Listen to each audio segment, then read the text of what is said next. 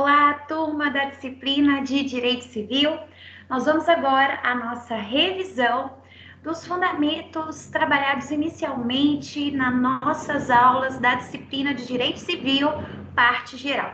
Eu irei trabalhar com vocês nessa revisão os 6 primeiros artigos da LINDB, da Lei de Introdução às Normas do Direito Brasileiro, e vou trabalhar também com vocês os 5 primeiros artigos do Código Civil. Então, nós estudaremos do artigo número 1 até o artigo de número 6 da Lei de Introdução às Normas do Direito Brasileiro. Logo em seguida, nós traçaremos um estudo dos 5 primeiros artigos do nosso Código Civil. Então, vamos lá, vamos dar início à nossa revisão. Bem, quando nós trabalhamos a questão referente à Lei de Introdução às Normas do Direito Brasileiro, e se vocês quiserem acompanhar a leitura da legislação comigo, nós estamos fazendo o estudo do Decreto-Lei número 4.657 de 42, nós temos que trazer algumas considerações iniciais antes de trazer o estudo propriamente dito da legislação. A LINDB, Lei de Introdução às Normas do Direito Brasileiro, é uma norma autônoma. Ou seja, é uma legislação que pode ser aplicada a todos os outros ramos do direito. Portanto, ela é aplicada ao direito civil, ao direito penal, ao direito do trabalho, a todos os demais ramos do nosso ordenamento jurídico. Além disso, a doutrina nomeia a LINDB como uma norma de sobre-direito. O que é uma norma de sobre-direito? É uma norma que trata sobre outras normas. Ou seja, é uma norma direcionada à aplicação de outras normas. Tanto é que nós vamos tratar aqui sobre temas como revogação, repristinação da lei, legislações que têm aplicação temporária, circunstancial, dentre outras questões. Além disso, a Lei de Introdução às Normas do Direito Brasileiro são normas que podem ser aplicadas tanto a outras leis que são de direito público, quanto a legislações que são de direito privado, como é o caso do nosso Código Civil. Bem, para poder iniciar o nosso estudo da LINDB, nós vamos iniciar pelo artigo 1º. O artigo 1º trata sobre a temática referente à vigência da lei. Esse artigo vai dizer o seguinte, que salvo disposição contrária, a lei ela começa a vigorar em todo o país 45 dias depois de oficialmente publicada. E ainda dentro desse dispositivo, nós temos a informação que nos estados estrangeiros, a obrigatoriedade da lei brasileira, quando admitida, ela se inicia 3 meses depois de oficialmente publicada.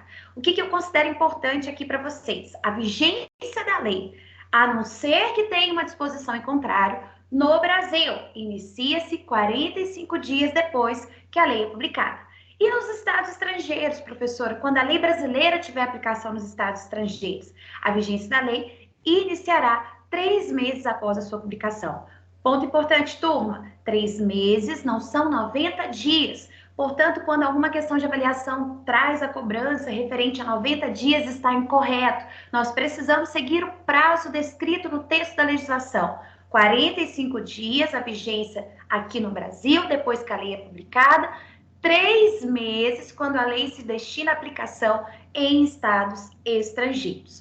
Além disso, pessoal, partindo então da redação desse dispositivo, é importante nós também trazermos um estudo entendendo o que é esse lapso temporal de 45 dias ou de 3 meses para a aplicação da lei brasileira no estrangeiro. Quando nós temos a criação de uma lei, essa legislação ela precisa observar todas as regras do processo legislativo descritas no texto da nossa Constituição. A partir daí, essa lei ganha existência e também validade, porque seguiu as normas regulamentares previstas no texto constitucional. Logo em seguida, essa legislação é publicada. E a leitura do artigo 1º da Lei de Introdução às Normas do Direito Brasileiro nos indica que, da data da publicação, no Brasil, a lei adquire vigência, ou seja, ela pode ser aplicada após 45 dias, e nos estados estrangeiros, a lei brasileira pode ser aplicada 3 meses após a sua publicação. Esse lapso temporal entre a data da publicação de uma lei e o momento em que efetivamente ela pode ser aplicada, seja no território brasileiro ou no território estrangeiro, é denominado de vacatio legis. Portanto, vacatio legis é o período em que a lei poderá começar a produzir os seus efeitos no Brasil ou no território estrangeiro. É o período de vigência da legislação. O que é importante vocês saberem, pessoal? Regra geral da vacatio legis são 45 dias aqui no Brasil, 3 meses no estado estrangeiro. Mas perceba que o dispositivo diz salvo disposição em contrário, ou seja, a lei pode estabelecer um prazo diferente. E quando a lei autodeclarar um prazo diferente, a vacatio legis não será descrita no texto dessa legislação. Portanto, a legislação pode estabelecer que a lei entra em vigência na data da sua publicação. Essa lei entra em vigor na data da sua publicação. Isso é muito comum para aquelas normas que são normas de pequena repercussão. Nesse caso, nós não vamos aguardar o prazo de 45 dias descrito no artigo 1º. A lei começa a ter aplicação de forma imediata.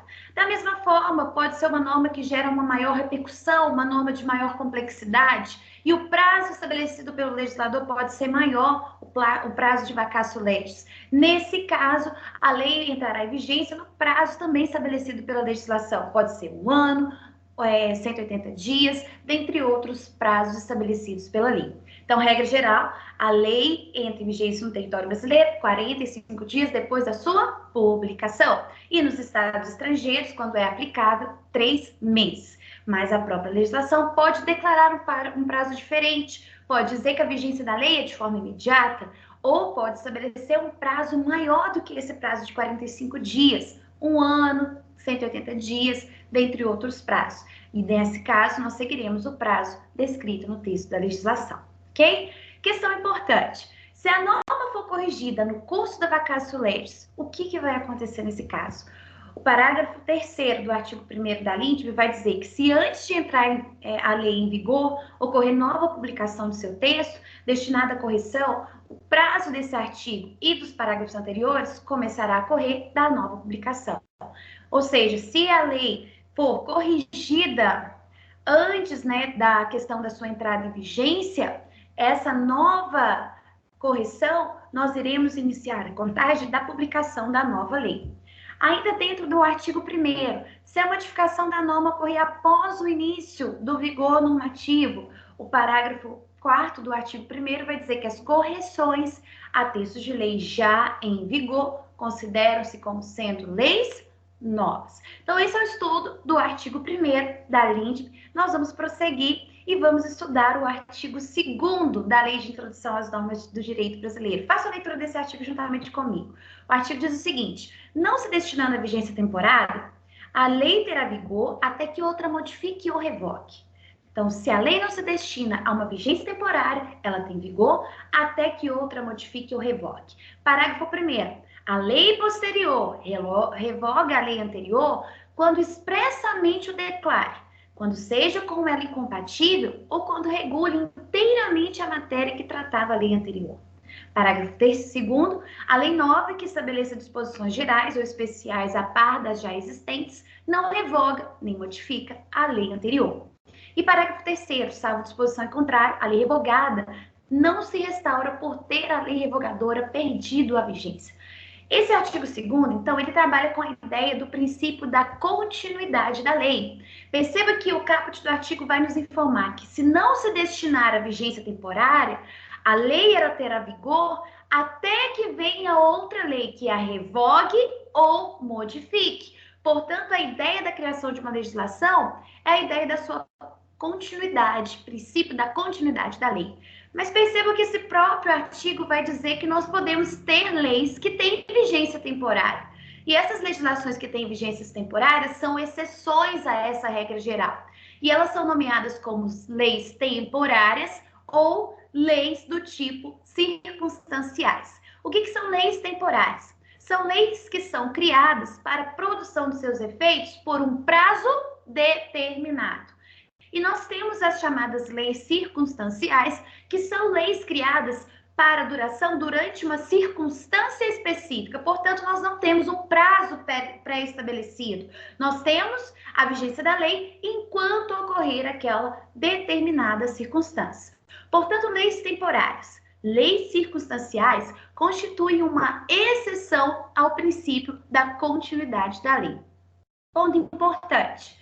A retirada da eficácia da norma do ordenamento jurídico implica sua revogação. No entanto, a gente tem que pensar alguns questionamentos diante desse cenário. A revogação implica a completa impossibilidade de aplicação da norma revogada, ou seja, nós tínhamos uma legislação, essa legislação foi revogada, agora eu não posso mais aplicar essa legislação diante de um caso concreto? E a resposta é não, porque a revogação não implica a completa impossibilidade de aplicação da norma revogada, porque nós podemos ter, no caso concreto, o fenômeno da ultratividade. E o que é ultratividade? A ultratividade diz respeito à possibilidade de aplicação de uma norma que já foi revogada, em detrimento da produção dos efeitos à época em que a lei ainda estava em vigência, ou seja, a época em que a lei não tinha sido revogada. Um exemplo que nós podemos citar dessa questão é o artigo 1787 do Código Civil. Esse artigo vai dispor que regula a sucessão e a legitimação para suceder a lei vigente ao tempo da abertura daquela, ou seja, a lei vigente à época da abertura da sucessão. A abertura da sucessão, de acordo com o Código Civil, ocorre com a morte do autor da herança. Então, nesse caso, nós temos que seguir a legislação que estava vigente à época. Se o óbito do autor da herança aconteceu, por exemplo, em 1990, e a sucessão, no caso de forma específica, o inventário só foi iniciado em 2010, nós temos que seguir a legislação, que era a legislação vigente à época da abertura da sucessão. É isso que está nos informando o artigo 1787 do Código Civil. Se a abertura da sucessão aconteceu em 1990, que foi quando ocorreu o óbito do autor da herança, nós temos que seguir a norma, a lei que era vigente à época, que era o Código Civil de 1916. Perceba que nesse exemplo, o Código Civil de 1916, norma que hoje já é revogada, irá produzir efeitos, mesmo já estando revogada. Fenômeno da ultratividade da lei.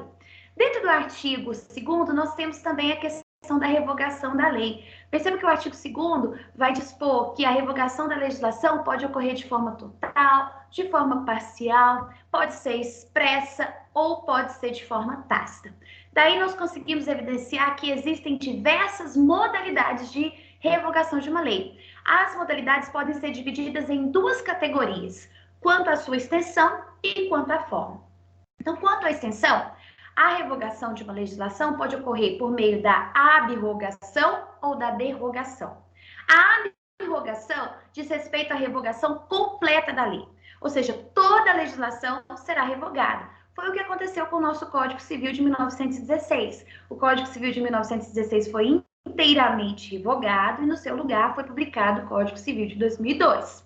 Já a derrogação implica na revogação parcial da lei, ou seja, nós revogamos apenas um artigo ou alguns artigos dessa lei, podemos revogar apenas um inciso dessa legislação, apenas um parágrafo de um determinado artigo dessa lei. Esse fenômeno é denotado pela derrogação da lei. Então, abrogação, revogação total, revogação parcial é chamada de derrogação. Além disso, a revogação da lei também pode acontecer quanto à sua forma. E nessa classificação, ela se subdivide em expressa ou direta, ou tácita ou indireta. O que é a revogação expressa ou direta de uma lei? A revogação expressa dispõe naquelas hipóteses em que a lei, de forma expressa, indica que aquele artigo ou que aquela determinada legislação, por completo, foi revogada. Então, quando nós tivemos a criação do nosso Código Civil de 2002, o próprio Código Civil de 2002, no texto da sua lei, indica de forma expressa que o Código Civil de 16 foi totalmente revogado. Essa revogação é expressa, está expressa no texto da lei.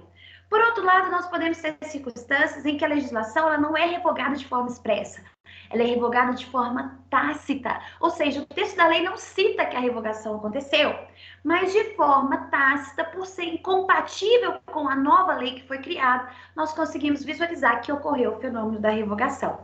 Então, quando não há indicação de forma expressa no texto da lei da revogação, essa revogação é considerada uma revogação tácita ou indireta. Perfeito?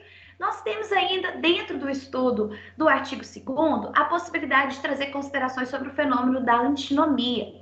E o que são antinomias? É um conceito criado de acordo com a doutrina do professor Norberto Bobbio, que diz respeito à incompatibilidade das legislações. Ou seja, ela ocorre dentro do contexto contexto da revogação tácita. A lei não indica de forma expressa que a norma foi revogada, mas a nova lei é incompatível com a legislação que nós tínhamos anteriormente. Para poder solucionar antinomias, a terminologia, né, da palavra antinomia denota conflito de normas, nós temos 3 critérios, que são critérios até mesmo criados pelo professor Norberto Bobbio, para que nós possamos solucionar as antinomias, que nada mais são do que o critério hierárquico, o critério da especialidade e o chamado critério cronológico. De acordo com o critério hierárquico, a norma superior prevalece sobre a norma inferior. Então, se nós temos 2 normas em conflito, uma norma hierarquicamente superior à outra, prevalece a norma superior. Por exemplo, o Código Civil está em conflito, é incompatível com a norma constitucional. Prevalece a norma constitucional por ser norma hierarquicamente superior. O segundo critério para a solução de antinomias é o critério da especialidade. Uma norma especial prevalece sobre uma norma geral. Então, sempre que nós temos uma norma que trata sobre um assunto específico, ela prevalece em detrimento de uma norma que trata do assunto de forma geral.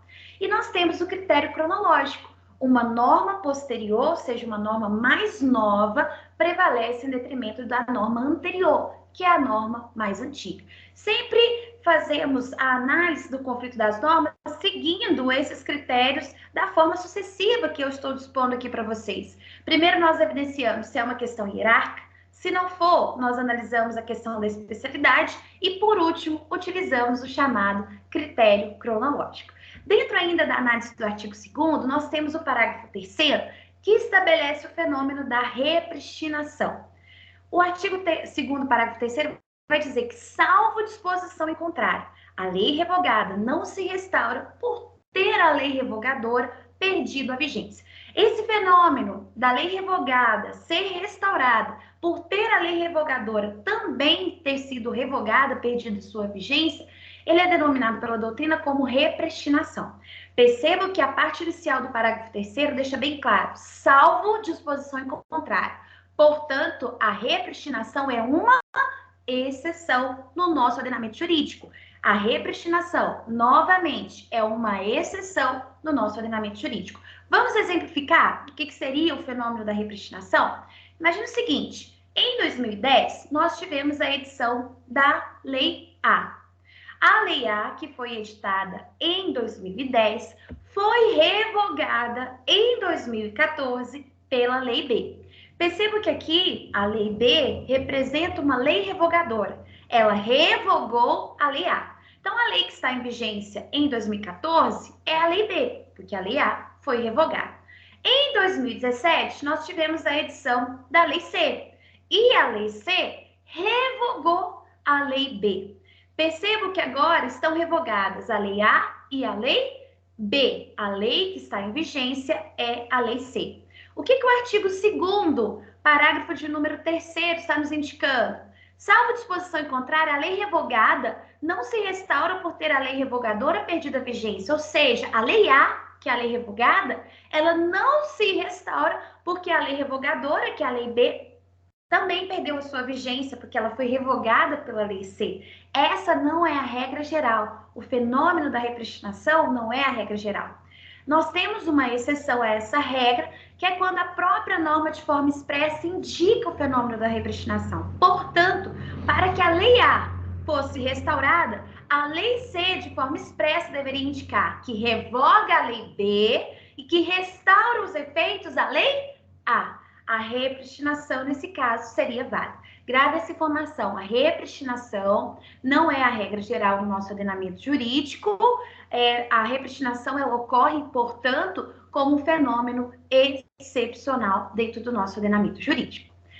O artigo 3º, continuando o nosso estudo da Lei de Introdução às Normas do Direito Brasileiro, vai tratar sobre o fenômeno da obrigatoriedade das normas. Esse artigo dispõe que ninguém se escusa de cumprir a lei alegando que não a conhece. Então, nós não podemos deixar de cumprir a lei alegando ou usando como defesa o fato de nós não conhecemos aquela legislação, porque a legislação ela tem aplicação obrigatória. Essa questão da obrigatoriedade da lei ela indica uma presunção absoluta de conhecimento da lei, ou seja, essa regra de presunção do conhecimento da lei, ela é aplicada de forma absoluta? Será que ela não admite nenhuma exceção? E, pessoal, analisando essa questão, nós podemos mencionar que esse dispositivo do artigo 3º da LINDB, ele admite uma exceção, ele é a regra geral, mas ele admite exceções, porque excepcionalmente o ordenamento jurídico brasileiro, ele permite a alegação do denominado erro de direito. Portanto, em algumas hipóteses que são exceções, que são excepcionais, é possível a alegação de não conhecimento de uma legislação sob o enfoque de um erro de direito. É o que ocorre, por exemplo, no artigo 561 do Código Civil, que admite a possibilidade de nulidade de um casamento quando ele é contraído de boa fé, mesmo com observância dos chamados impedimentos ao casamento, que estão descritos lá no artigo 1521 do Código Civil. Vamos continuar o nosso estudo da LINDB, artigo 4º. O artigo 4º vai dizer o seguinte: quando a lei for omissa, ou seja, quando houver uma lacuna na legislação, o juiz decidirá o caso de acordo com a analogia, os costumes e os princípios gerais do direito. Perceba que esse artigo 4º, ele trata sobre a omissão da lei. A omissão da lei, nós estamos tratando aqui sobre aquelas hipóteses em que existem lacunas normativas. Então, todas as vezes que vocês se depararem com a questão referente às lacunas, vocês vão se lembrar que são situações em que a lei é omissa a despeito da situação descrita em um caso concreto. Nesse caso, o juiz pode deixar de decidir? A resposta é não. Ele irá decidir de acordo com a analogia, costumes e princípios gerais do direito. E o que são analogia, costumes e princípios gerais de direito? Vamos iniciar pelo estudo da analogia. A analogia nada mais é do que a análise de situações iguais e a atribuição de efeito jurídico para situações semelhantes de forma semelhante. Como assim, professora? Todas as vezes que nós tivermos situações jurídicas iguais, de igual natureza, nós devemos atribuir uma mesma solução para aquele caso concreto. Para a aplicação da analogia, nós temos que seguir alguns requisitos. Não pode haver previsão da lei, que foi o que nós falamos agora há pouco, para aquele determinado fato, ou seja, existe uma lacuna normativa. Deve haver semelhança entre o caso contemplado pela lei e aquele caso que não é contemplado pela legislação, e deve haver uma identidade jurídica entre as situações que estão sendo analisadas. Nesse caso, o julgador pode, em razão de uma lacuna na legislação, aplicar analogia, ou seja, buscar uma situação semelhante na nossa legislação para poder dar uma resposta a esse caso concreto que a legislação não trouxe previsão. Existem duas espécies de analogia: analogia legis ou legal, que é aquela quando o magistrado, diante de uma lacuna, ele aplica uma norma específica que dispõe sobre uma situação análoga, e nós temos a analogia iuris, ou analogia jurídica, que é quando o magistrado, diante de uma lacuna da legislação, ele aplica um conjunto de normas e princípios. Percebo que na analogia jurídica, ele não aplica uma única legislação, ele aplica várias legislações, um conjunto de leis, um conjunto de princípios, para poder trazer a solução para um caso concreto. Mas perceba que o artigo 4º vai dizer que, diante de uma lacuna, o julgador também pode utilizar de costumes. E o que são os costumes? Costumes nada mais é do que uma prática geral e reiterada, a qual se imagina ser obrigatória, a qual é entendida como se fosse direito. Então, uma prática geral reiterada que é vislumbrada como se fosse direito. Para a configuração de um costume no âmbito do direito, é necessária a observância de dois requisitos. Um requisito objetivo, ou seja, a prática tem que ser geral e reiterada em um determinado local, e um requisito subjetivo, deve-se ter o entendimento de que aquela prática é obrigatória. Os costumes, de acordo com a doutrina, podem ser divididos em três espécies: costumes secundo legis, costumes prater lege e costumes contra lege. Os costumes secundo legis são aqueles costumes que estão descritos de acordo com a lei. A lei disciplina a matéria remetendo a aplicação para um costume ou um uso de um determinado local. O costume prater lege, por conseguinte, seria aquele costume como método de integração. É o costume que está descrito no artigo 4º da LINDB. É o costume que é utilizado na ausência de uma norma. E nós temos o costume contra lege, que é aquele costume contrário ao direito. são costumes que não são admitidos no nosso ordenamento jurídico justamente por serem costumes contrários à lei. Ainda dentro da análise do artigo 4º, nós temos os chamados princípios gerais do direito. E os princípios gerais do direito nada mais são do que valores, orientações universais e gerais que são aplicadas pelo operador do direito na hipótese de uma lacuna normativa dentro do nosso ordenamento jurídico para preencher essas lacunas. Os costumes gerais do direito, eles podem ser definidos como fontes informativas. Em contraposição aos princípios gerais do direito, nós temos os princípios fundamentais do direito, que são aqueles princípios que possuem força de norma e são ponderados no caso concreto. Então, quando nós fazemos a leitura, por exemplo, do artigo 5º da nossa Constituição, nós conseguimos evidenciar, por exemplo, a questão referente à liberdade, à vida, à dignidade da pessoa humana. Esses princípios, esses direitos, eles também são considerados princípios, são normas e se adequam à categoria dos princípios fundamentais do direito. Vamos seguir o nosso estudo? Vamos agora à leitura do artigo 5º da Lei de Introdução às Normas do Direito Brasileiro. O artigo 5º vai dizer que, na aplicação da lei, o juiz atenderá aos fins sociais a que ela se dirige e às exigências do bem comum. Perceba que sempre que o julgador for aplicar uma legislação, ele atende os fins sociais dessa lei, às exigências do bem comum. E por fim, pessoal, vamos ao estudo do artigo 6º da Lei de Introdução às Normas do Direito Brasileiro. O artigo 6º trata da aplicação do direito no tempo, da aplicação da lei no tempo. Esse artigo vai dizer o seguinte: a lei em vigor terá efeito imediato e geral, respeitado o ato jurídico perfeito, o direito adquirido e a coisa julgada. Perceba que a lei que está em vigência, que nós estudamos até por meio do artigo 1º da LINDB, ela é aplicada de forma imediata e geral, para todos. Mas ela precisa respeitar o ato jurídico perfeito, o direito adquirido e a coisa julgada. O que é ato jurídico perfeito? O parágrafo 1º nos traz a conceituação. Reputa-se ato jurídico perfeito já consumado segundo a lei vigente ao tempo que se efetuou. Portanto, o ato jurídico perfeito é aquele ato que já foi praticado de acordo com as regras, de acordo com as normas que estavam em vigência à época da aplicação daquele determinado ato jurídico perfeito. É aquele direito que foi exercido em decorrência da legislação que estava vigente à época. Esse ato jurídico é perfeito. E o direito adquirido? O parágrafo 2º nos traz o conceito. Consideram-se adquiridos assim os direitos que o seu titular ou alguém por ele possa exercer como aqueles cujo começo do exercício tenha termo pré-fixo ou condição pré-estabelecida e inalterável a arbítrio de outro.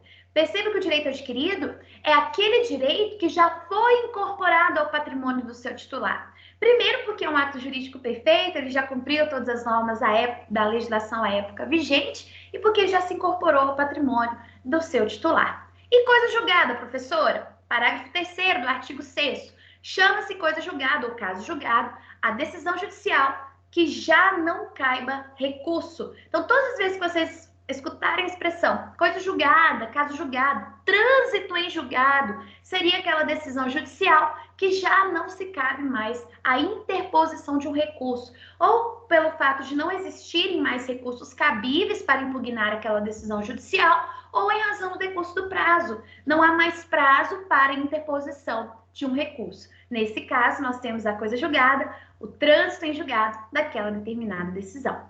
Finalizamos aqui, turma, o estudo da LINDB, né, da Lei de Introdução às Normas do Direito Brasileiro. Posteriormente, façam a leitura dos artigos 1º até o artigo 6º da Lei de Introdução às Normas do Direito Brasileiro. Vamos agora ao estudo do nosso Código Civil de 2002, Lei 10.406 de 2002. Alguns pontos importantes, pessoal. Nós iniciamos aqui, então, o estudo do direito civil, de forma específica, a parte geral do direito civil. O direito civil nada mais é do que um conjunto de normas que disciplina as relações privadas.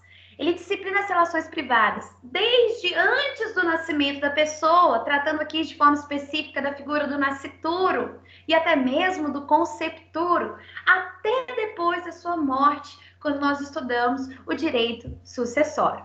O direito civil, portanto, ele tem por objeto regulamentar essas relações privadas, seja sob a ótica patrimonial, quando nós estudamos os direitos obrigacionais, os contratos, a responsabilidade civil, e também questões existenciais, quando a gente fala, por exemplo, de questões pertinentes ao direito das famílias, questão referente à vida, ao Estado civil, dentre outras questões. A principal fonte de estudo do direito civil é o próprio Código Civil. Como já adiantado, o Código Civil é a Lei 10.406 de 2002. O nosso Código Civil de 2002, ele possui 2.046 artigos. Esses artigos, eles estão organizados em dois grandes grupos, a parte geral do nosso Código Civil e a parte especial. O nosso estudo nesse semestre será da parte geral do Código Civil. Nós estudaremos o tópico referente às pessoas, os bens e os chamados fatos jurídicos, no qual nós trazemos um estudo pormenorizado dos chamados negócios jurídicos. Na parte especial do Código Civil, nós temos estudo do direito das obrigações, do direito de empresa, do direito das coisas, do direito das famílias e encerramos o Código Civil com o estudo do direito das sucessões. É importante destacar para vocês que o nosso Código Civil de 2002, a sua criação ela foi coordenada pelo jurista Miguel Reale. Então, Miguel Reale formou uma comissão de juristas para poder trazer a confecção do nosso Código Civil de 2002, que foi iniciado na década de 70. O nosso Código Civil de 2002, de acordo com a concepção desses juristas, ele é tratado sobre a base de três grandes princípios, que seria o princípio da eticidade, socialidade e operabilidade. Quando nós falamos do princípio da eticidade, nós estamos trabalhando dentro do nosso Código Civil de 2002 a ideia da boa-fé objetiva. Então, todo o nosso Código Civil ele é pautado nessa ideia de boa-fé objetiva, que nada mais é do que o exercício do direito dentro dos limites da probidade, da lealdade, dentro dos limites da boa-fé. Perceba, então, que nós temos diversos artigos dentro do Código Civil, à medida que nós fomos avançando, estudando o Código Civil, que serão pautados nessa ideia de boa-fé objetiva, a ideia de lealdade, a ideia de probidade. O segundo princípio a qual é fundamentado o nosso Código Civil de 2002 é o princípio da socialidade. Esse princípio trabalha com a ideia do solidarismo social, trabalha com a ideia da diminuição das desigualdades sociais.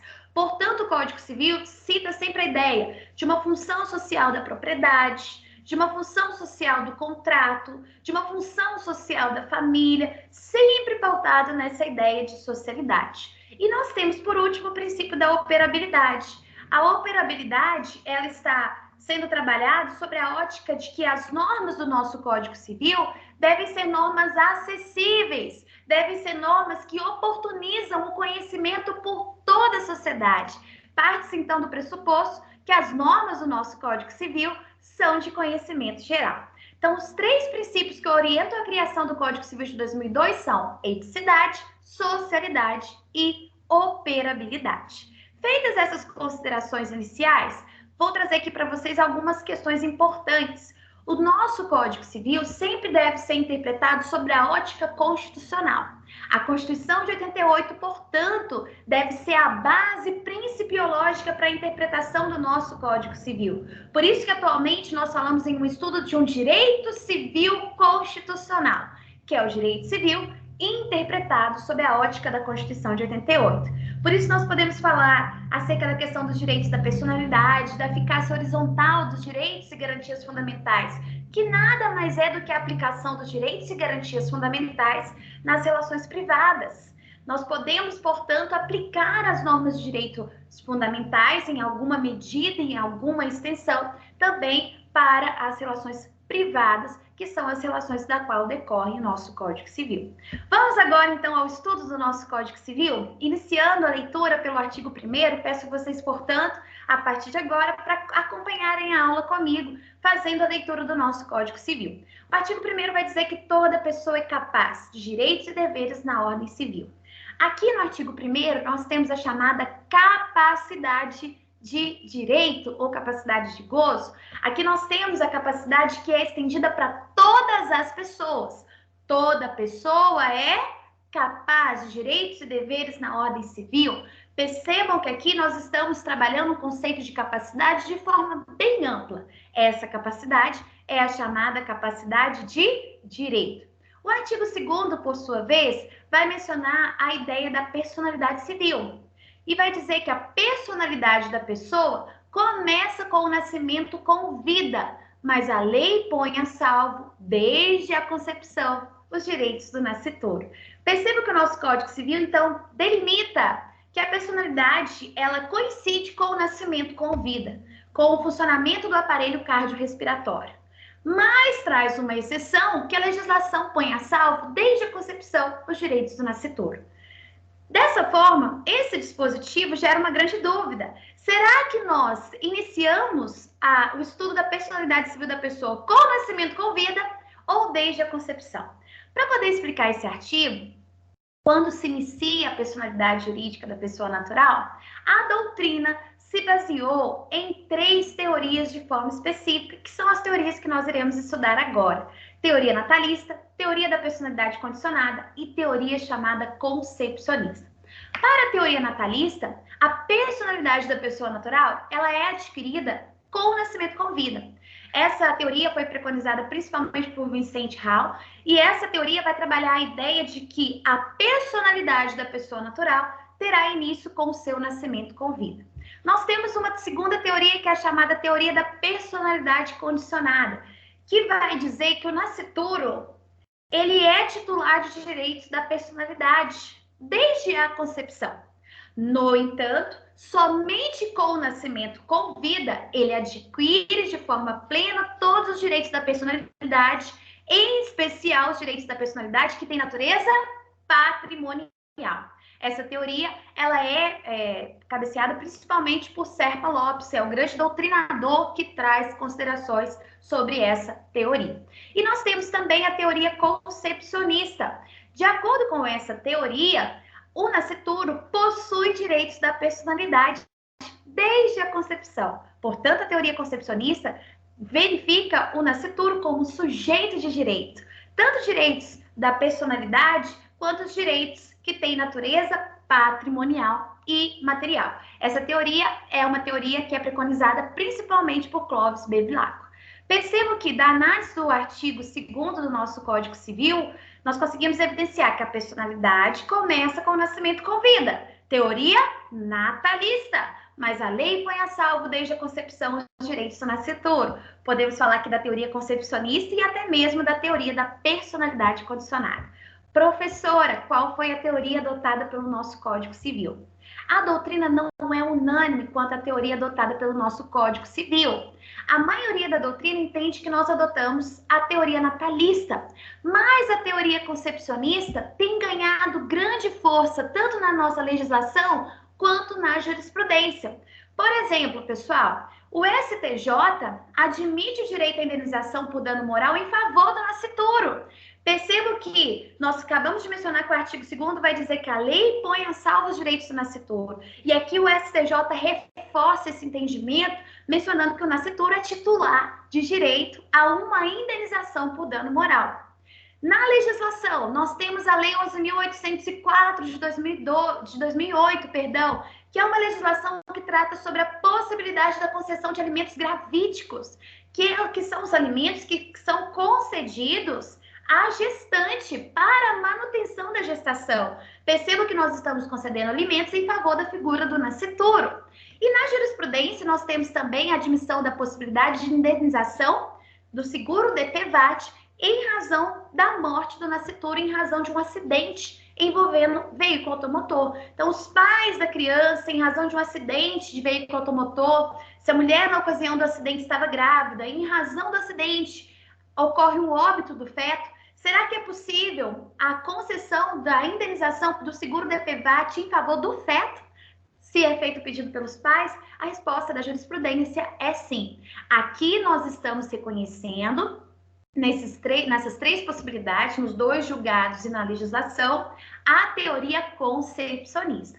Percebo, então, que apesar de não ser algo unânime, tanto na legislação quanto na jurisprudência, tem ganhado força a teoria concepcionista. Mas em uma prova discursiva, vocês podem sustentar as 3 teorias desde que de forma fundamentada. Em uma prova objetiva, é muito pouco cobrada essa questão referente qual teoria que o Código Civil adotou, porque a prova teria que trabalhar as fundamentações de cada uma dessas teorias. Questões importantes. Quem é o nascituro? O nascituro é aquele que já foi concebido, cujo nascimento se espera como um fato futuro. E o natimorto? O natimorto é aquele que já foi concebido, mas nasceu morto. E o conceptoro? É aquele que não foi concebido. O Código Civil trata de forma expressa tanto da figura do nascituro, natimorto, quanto do conceptoro. O artigo 2º citou o nascituro. Na parte de sucessões, nós temos a menção em um testamento da figura do conceptoro, que é o herdeiro esperado, o herdeiro que sequer foi concebido. E nós temos também, dentro da nossa legislação, disposições sobre o natimorto. Então, por exemplo, o enunciado número 1 da Jornada de Direito Civil do Conselho da Justiça Federal vai dizer que a mesma proteção que se defere ao nascituro alcança também o natimorto, especialmente no que diz respeito aos direitos da personalidade, como o nome, a imagem e a sepultura. Vamos avançar nos nossos estudos? Falaremos agora sobre a questão da capacidade. O que é a capacidade, pessoal? A capacidade nada mais é do que uma medida da personalidade da pessoa natural. A capacidade ela pode ser dividida em capacidade de direito ou de gozo e capacidade de fato. O artigo 1º do Código Civil, que nós já fizemos a leitura, trata acerca da capacidade de direito ou de gozo, ou seja, toda pessoa é capaz. No entanto, para a prática dos atos da vida civil, o indivíduo precisa ter capacidade de fato. E a capacidade de fato, ela é adquirida, como regra geral, pela maioridade. Mas daqui a pouquinho nós vamos ver que a capacidade de fato também pode ser adquirida pelo Instituto da Emancipação. Agora, quando há ausência da capacidade de fato, ou seja, capacidade para a prática dos atos da vida civil, nós estamos diante da teoria das incapacidades. Essa incapacidade ela pode ser absoluta, conforme prevê o artigo 3º do Código Civil, ou ela pode ser apenas relativa, conforme prevê o artigo 4º do Código Civil. Importante mencionar que o Estatuto da Pessoa com Deficiência promoveu alterações tanto no artigo 3º quanto no artigo 4º do nosso Código Civil, que são alterações significativas que aconteceram em 2015. Então, há uma modificação no estudo da teoria das incapacidades. O que diz o artigo 3º? São absolutamente incapazes de exercer pessoalmente os atos da vida civil os menores de 16 anos. Percebo que, a partir da modificação implementada pelo Estatuto da Pessoa com Deficiência, que é uma legislação que posteriormente é importante que vocês façam a leitura, nós temos agora que são absolutamente incapazes apenas os menores de 16 anos. São os únicos, então, que são considerados absolutamente incapazes.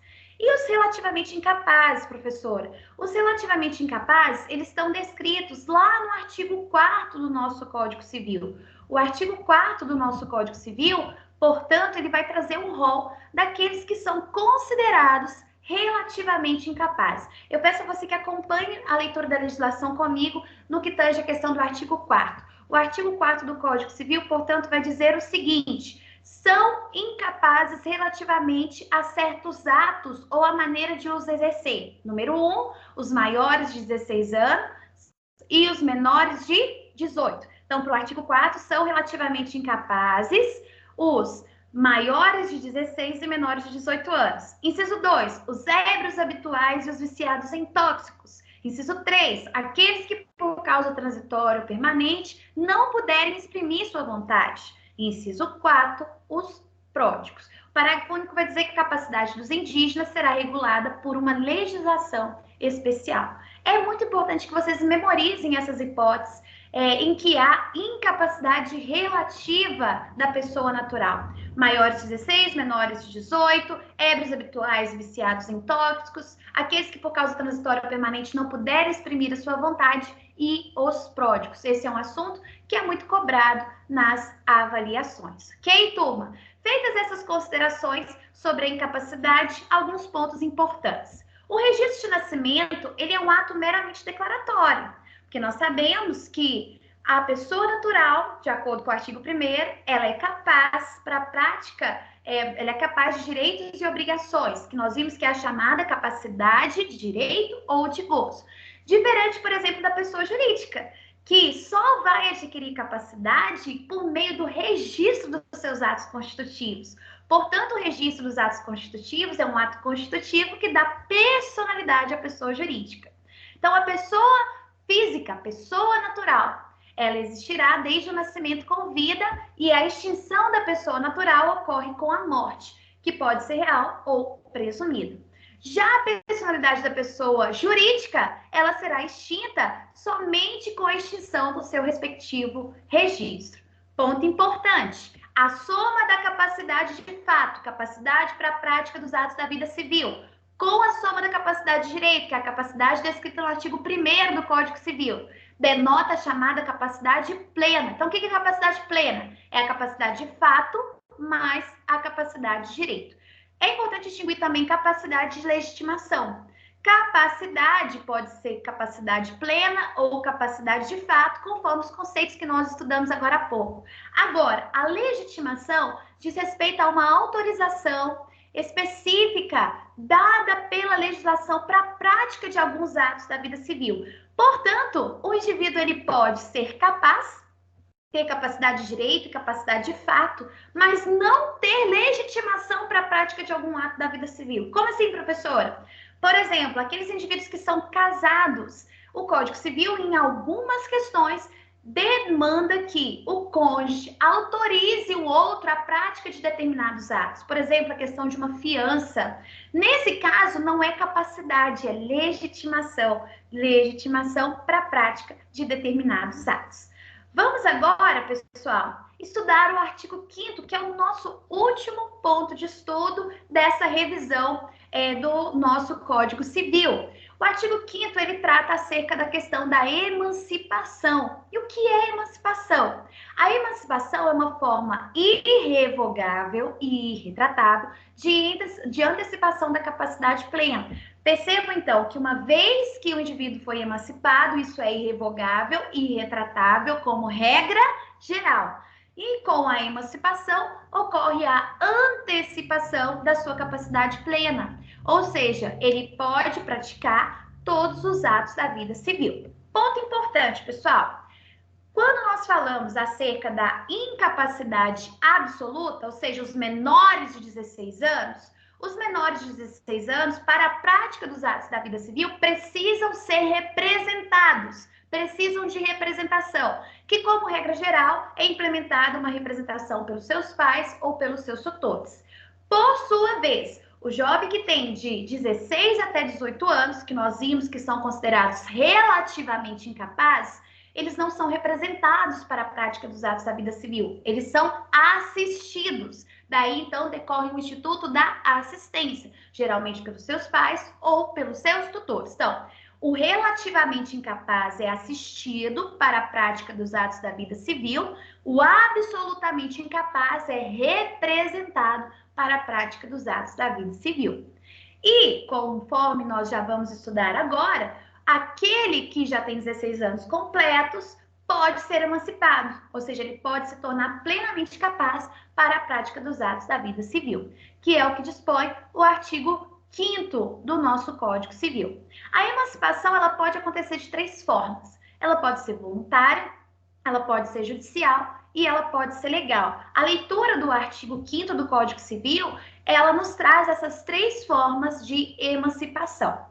O artigo 5º do Código Civil, no seu caput, ele vai tratar acerca da questão da menoridade. Ele vai dizer, a menoridade cessa aos 18 anos completos, quando a pessoa fica habilitada à prática de todos os atos da vida civil. Então, a menoridade cessa com 18 anos, que é quando o indivíduo alcança a maioridade e fica habilitada para a prática de todos os atos da vida civil.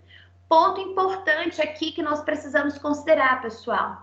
Com a emancipação, que é um instituto que nós vamos estudar agora, não ocorre a antecipação da maioridade. A maioridade só vai acontecer aos 18 anos completos. Segunda consideração importante, a emancipação torna o jovem de 16 anos completos capaz para a prática dos atos da vida civil, o que não impacta outros ramos do direito, como, por exemplo, o direito penal.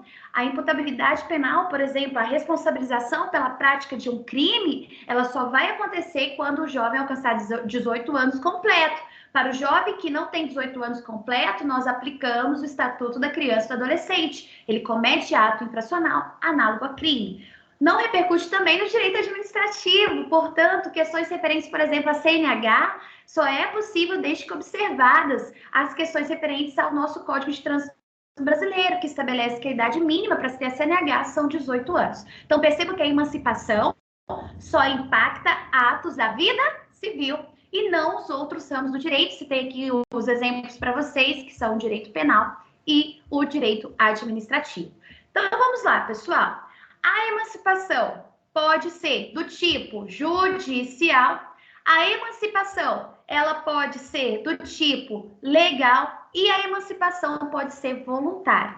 O que seria a emancipação voluntária? A emancipação voluntária ela está descrita no artigo 5º do nosso Código Civil, no seu inciso 1º, no inciso 1º do parágrafo único. Eu vou colocar aqui para vocês. Artigo 5º, parágrafo único, inciso de número 1. Então, o que diz o artigo 5º, parágrafo único? Cessará para os menores a incapacidade. 1.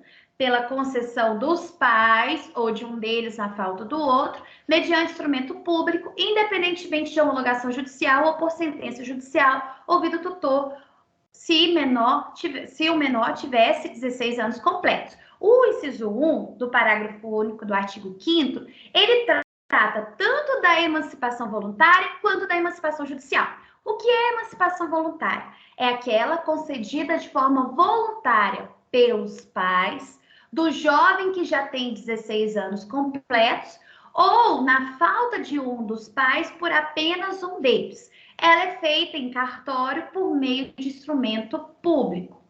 A emancipação do tipo voluntário, perceba que o dispositivo é claro em trazer essa questão, ele menciona que é concedida pelos pais, portanto tem que ser pelos dois.